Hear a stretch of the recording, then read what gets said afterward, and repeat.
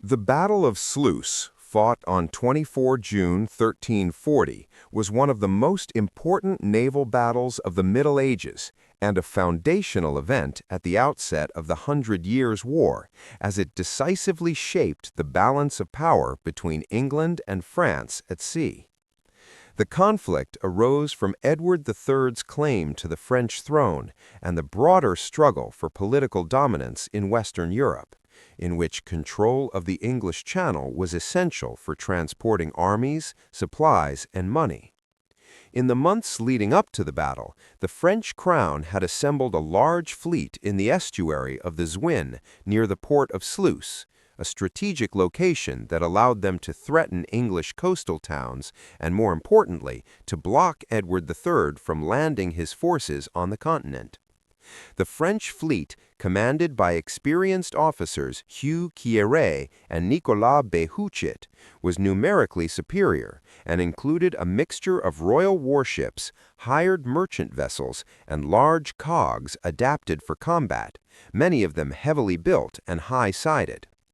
Confident in their defensive preparations, the French commanders ordered their ships to be chained together in several lines across the harbor entrance, creating a floating barricade designed to force the English into a frontal assault and prevent them from exploiting maneuverability. While this formation appeared formidable, it also removed the fleet's ability to reposition or respond flexibly to changing conditions, a weakness that would prove catastrophic. Edward III, leading the English fleet in person, approached with a force composed mainly of smaller, more maneuverable ships, many drawn from English ports and crewed by sailors accustomed to channel warfare, reinforced by soldiers and large contingents of longbowmen. As the English fleet arrived, Edward carefully timed his attack to take advantage of the wind and the tide, allowing his ships to advance with greater speed and control.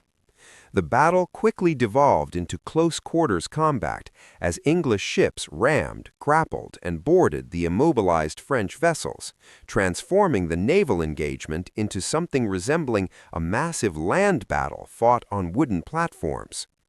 English longbowmen played a decisive role throughout the fighting, raining arrows onto French decks from relatively protected positions, cutting down sailors, marines, and officers, and preventing effective resistance before boarding actions took place.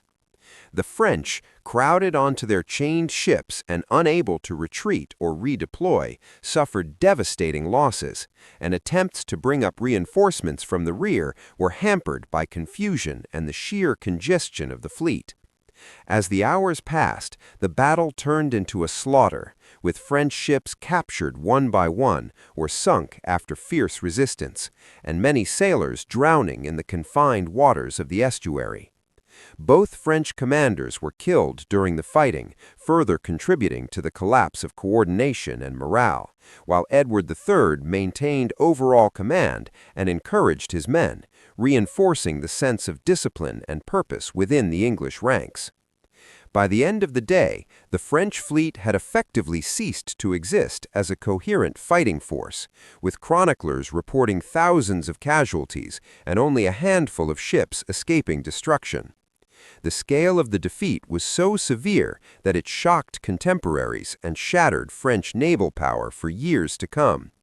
The victory at Sluis gave England undisputed control of the English Channel, a strategic advantage that allowed Edward III to land armies in France without serious opposition, secure supply lines, and carry the war deep into French territory during the early phases of the conflict.